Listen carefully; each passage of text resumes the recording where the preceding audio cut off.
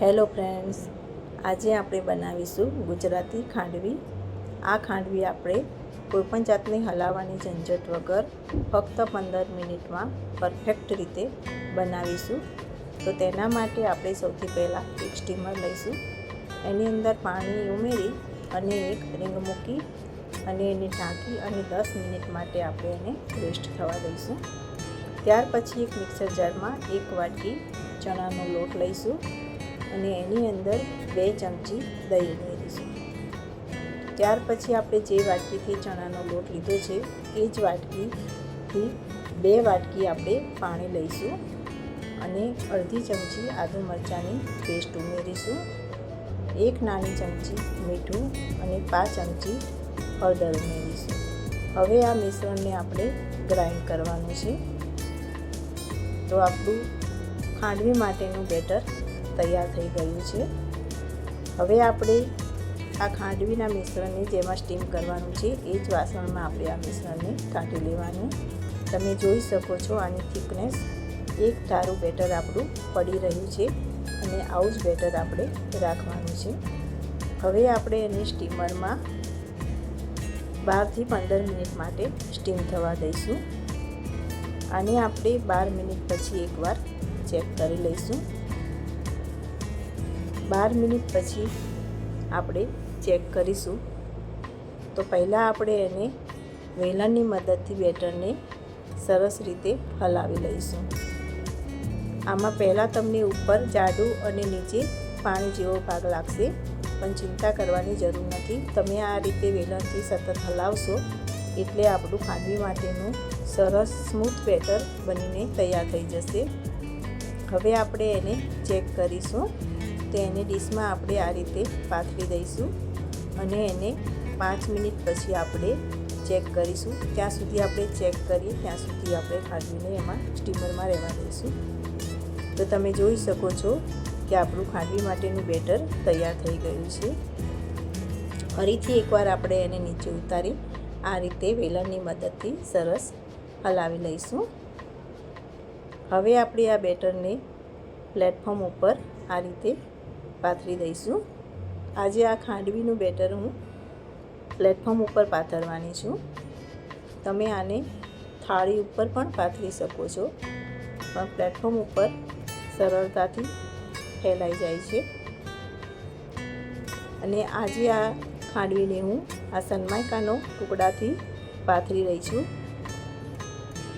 આને તમે તાવીથાની મદદથી પણ ફેલાવી શકો છો, પણ જો તમારી પાસે કોઈ આવો સનમાઇકાનો ટુકડો હોય તો એનાથી તમે કરશો તો ખૂબ જ સરળતાથી અને જલ્દીથી આપણી ખાંડવી તૈયાર થશે અને આનાથી આપણી ખાંડવી એકદમ પાતળી બનીને તૈયાર થશે। તો આ રીતે આપણે પ્લેટફોર્મ ઉપર સરસ બેટરને પાથરી દઈશું।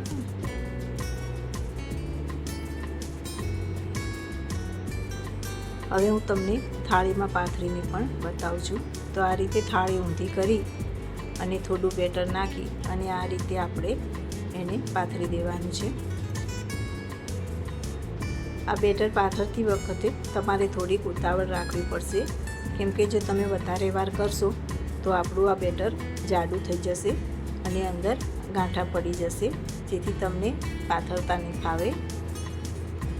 અને આને તમે આ રીતે તાવીથાની મદદથી પણ ફેલાવી શકો છો।